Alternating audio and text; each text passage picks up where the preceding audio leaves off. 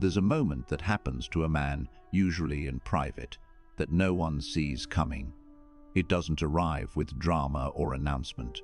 It occurs in the space between messages, in the 5 minutes he spends staring at his phone, rereading what he just sent, wondering why she hasn't replied. It happens when he realizes he's been holding his breath, waiting for validation from someone who 3 months ago was a stranger. It happens when he catches himself mid-sentence, explaining something he doesn't even believe, trying to smooth over a conflict he didn't start, apologizing for existing in a way that inconveniences her mood. You can see it in his posture. The way he sits is a little smaller now, the way his voice carries less weight, even when he's talking about things that used to matter to him. His friends notice he's harder to reach, not because he's busy, but because he's preoccupied with an invisible negotiation that never ends, a conversation in his head where he's constantly defending his worth to someone who stopped listening weeks ago. This is not about one woman, this is about a mechanism, an architecture of collapse that has been repeating itself for as long as men have mistaken desire for direction. And it's happening faster now, more quietly, across millions of men who think they're just trying to make it work, just trying to be good partners, just trying to do the right thing. What they don't realize is that the very act of centering their emotional stability around another person's approval is the same act that guarantees they will lose it.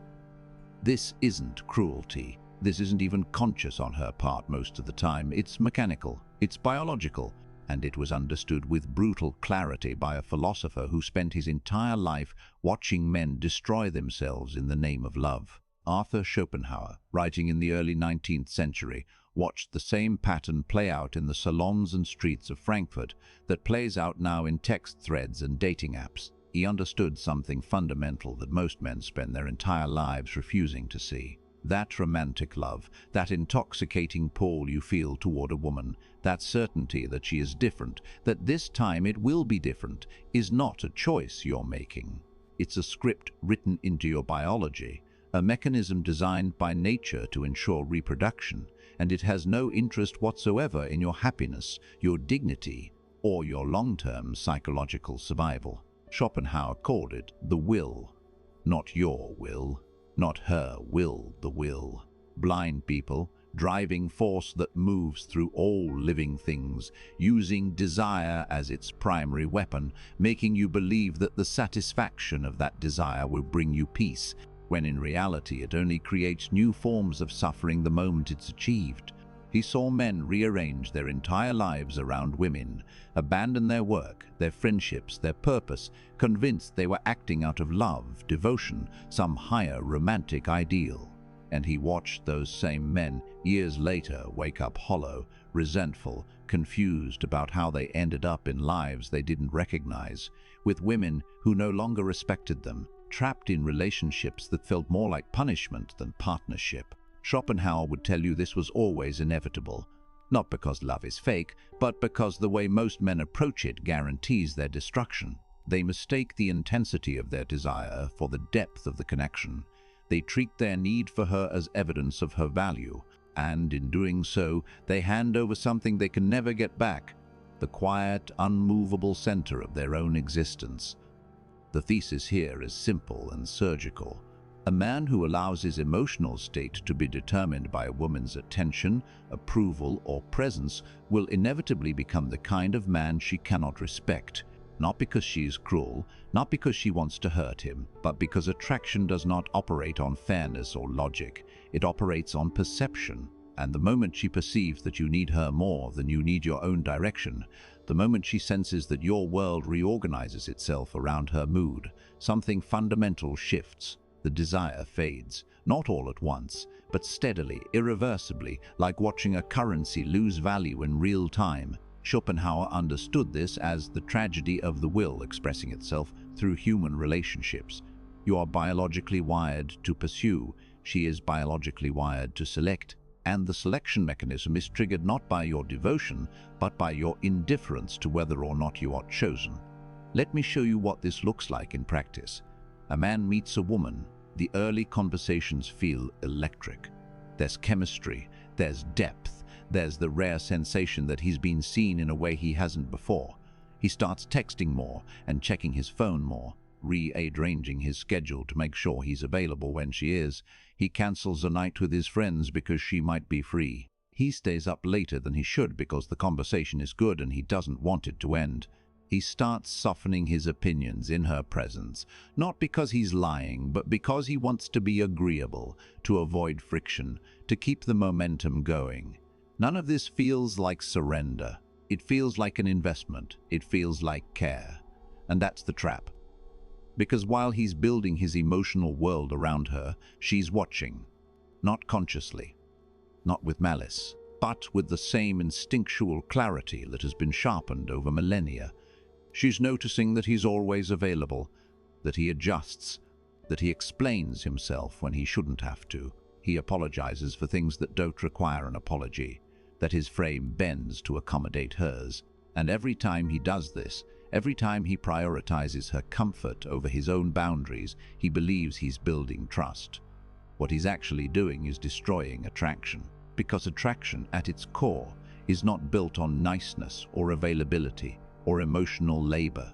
It's built on the perception of autonomy, in the sense that this man has a life, a mission, a center of gravity that exists independently of her. And the moment that perception dissolves, so does everything else.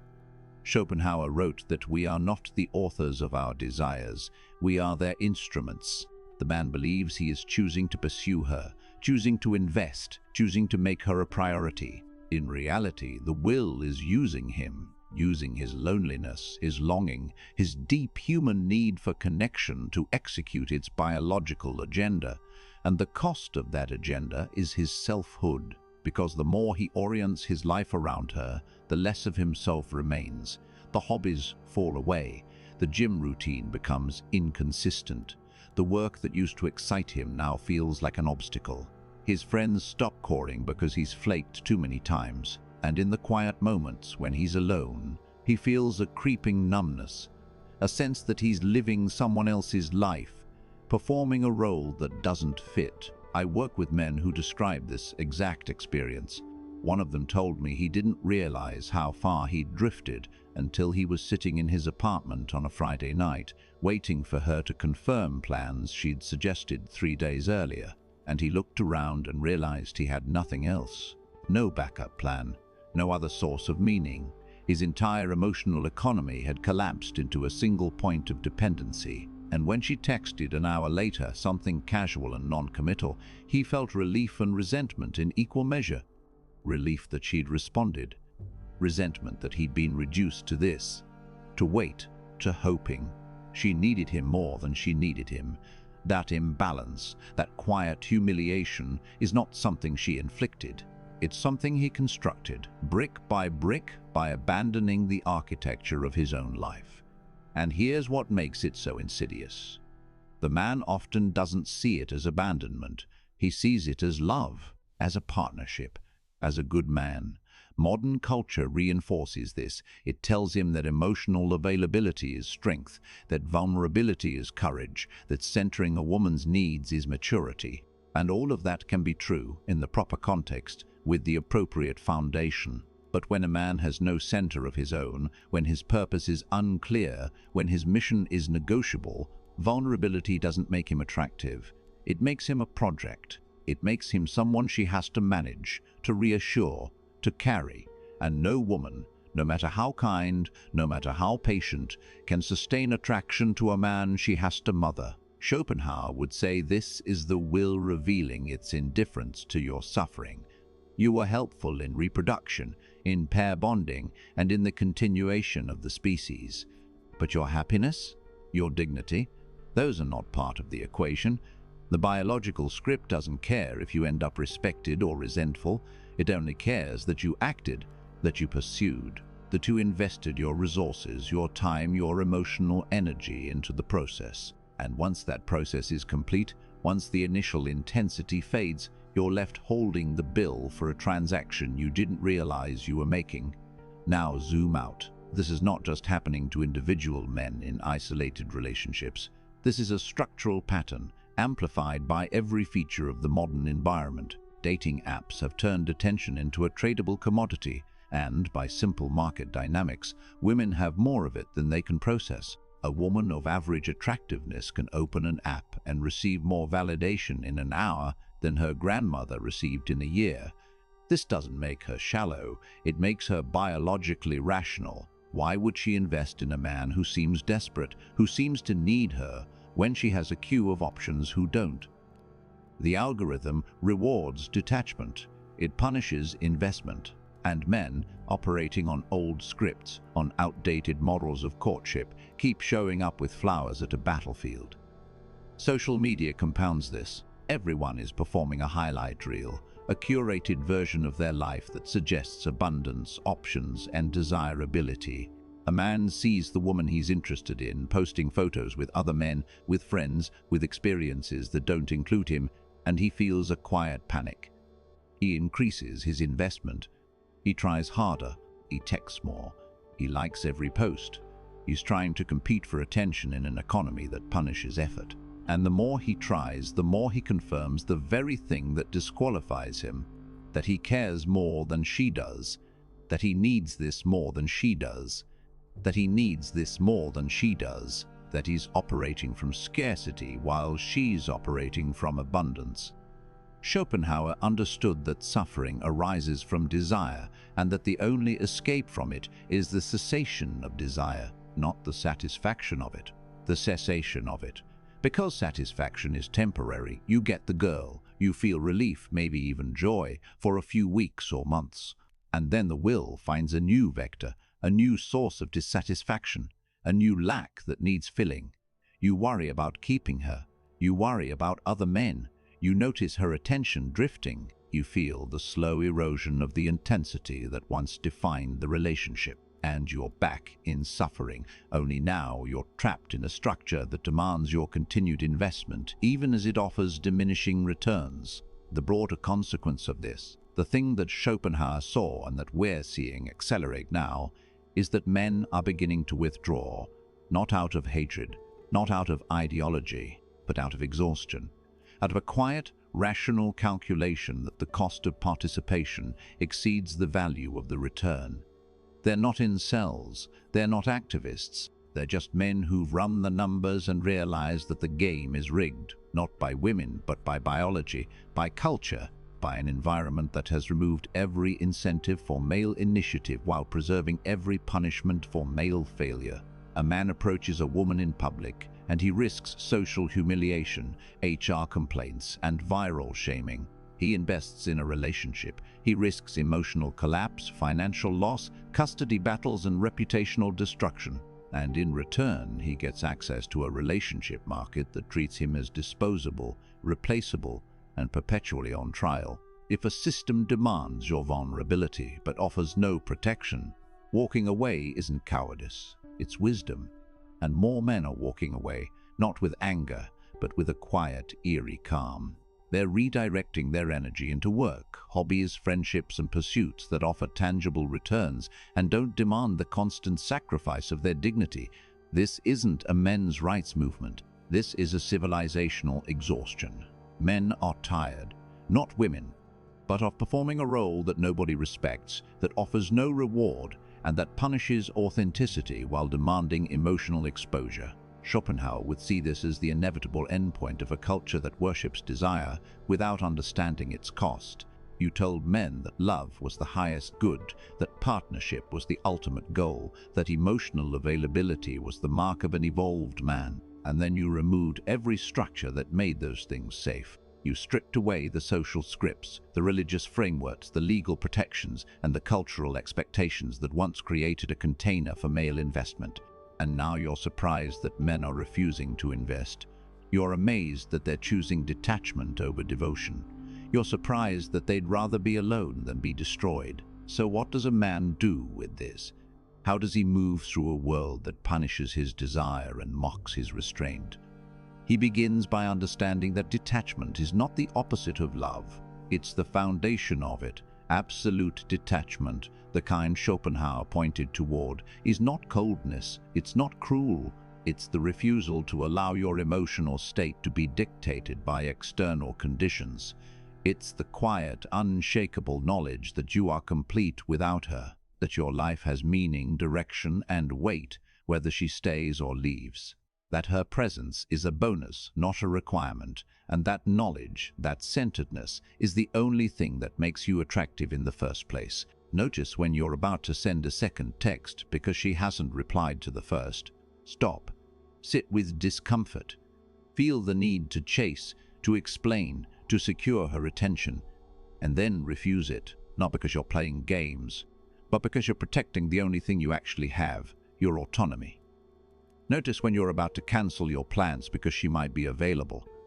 Stop. Honor the commitment you made to yourself, to your friends, to your mission. Let her fit into your life, not replace it. Notice when you're about to apologize for something you don't believe you did wrong, to smooth over her mood. Stop. Let her be upset. Let her sit with the discomfort of your boundaries. Attraction is not built on your compliance. It's built on your refusal to collapse. Stop pretending that your availability is generosity. It's not. It's fear. Fear that if you're not constantly present, constantly responsive, continually accommodating, she'll find someone who is, and she might. But if that's the cost of her staying, you've already lost, because a woman who requires your constant self-abandonment is not a partner. She's a black hole, and no amount of investment will ever be enough. Schopenhauer would tell you that this is the will expressing itself through her, just as it expresses itself through you. She doesn't want your devotion, she wants your autonomy. She wants to feel like she's with a man who exists independently, who has weight and direction, who could walk away if he needed to. And the only way to give her that is actually to be that. Refuse to explain yourself when you've done nothing wrong. Refuse to negotiate your boundaries. Refuse to treat her mood as a referendum on your worth. Allow her to react, to be upset, to withdraw without changing your course. Most men panic the moment she pulls back. They interpret her distance as evidence that they've failed, that they need to do more, to try harder. And so they chase, they text, they explain, they apologize, and in doing so they confirm the very thing that caused her to pull back, that they need her more than they need themselves. A man who understands Schopenhauer does the opposite. He lets her pull back. He enables the silence to sit. He continues his life as if her withdrawal is irrelevant to his emotional stability. And more often than not, she returns. Not because he played a game, but because she sensed something rare. A man who is not desperate, who is not negotiable, who has a center that doesn't move. Begin moving as if your mission is the only non-negotiable in your life. Everything else, including her, is secondary. Not unimportant, but secondary. Your work, your health, your purpose, your growth.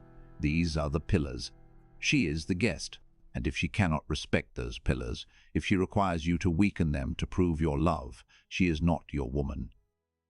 She is your distraction, and Schopenhauer would tell you that the will is using her to pull you off course, to redirect your energy from creation to consumption, from autonomy to dependency. The moment you recognize that, the moment you stop negotiating, something shifts. The power dynamic rebalances, not because you're dominating her, but because you've stopped abandoning yourself. Now imagine two futures. In the first, you ignore all of this. You continue operating from need, from the belief that if you love her enough, if you just give enough, if you just prove yourself enough, she'll finally see you the way you want to be seen. 5 years from now, you're smaller, more bitter, more confused. You've invested everything and received less each year. The respect is gone. The attraction is gone. You're living in a house with someone who looks at you like a problem to be managed. Your friends have stopped reaching out. Your work has stagnated. You've become a ghost in your own life, waiting for permission to feel okay, waiting for approval that will never come. And the worst part is, you can't even blame her because she didn't take anything you didn't give. She didn't destroy anything you didn't abandon first. In the second future, you take this as an initiation. You recognize that detachment is not rejection of connection. It's the only foundation strong enough to hold it. 5 years from now, your life is quieter, smaller in some ways.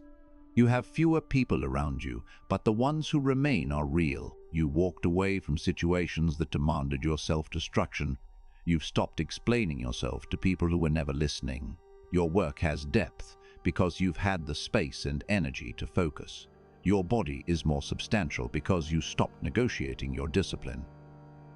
And women respond to you differently now, not because you've become cold, but because you've become solid. They sense that you are not looking to them for completion, that you are not a project, that you are not negotiable, and that, paradoxically, is what makes you worth choosing. This path is more challenging. It's lonelier at first. You will lose people. You will lose relationships. You will be misunderstood. Modern culture will tell you that you're broken, that you're afraid of intimacy, that you're running from love. But Schopenhauer would say to you that what you're running from is not love. It's enslavement. It's the slow, quiet death that comes from centering your existence around someone else's validation. And the only way to escape that death is to refuse the premise, to build your life on something that cannot be taken from you, to choose autonomy over approval, mission over mood, detachment over desperation. The core of this is devastatingly simple. A man who needs a woman will never be chosen by one. Not in any way that matters, not in any way that lasts, because need repels, autonomy attracts, and the only way to preserve autonomy is to protect it with the same ruthlessness that nature uses to destroy it. Schopenhauer spent his life explaining that the will does not care about you. That desire is a biological weapon. That romantic love is a script written by nature, not by your soul, and that the only escape is detachment, not from people, but from the belief that people can complete you. She does not kill your purpose. She reveals its absence. If your life collapses when she leaves, it's because nothing was holding it up in the first place. If her approval determines your worth, it's because you never decided what your worth was built on. If you cannot be alone without suffering, you will suffer whether you are alone or not.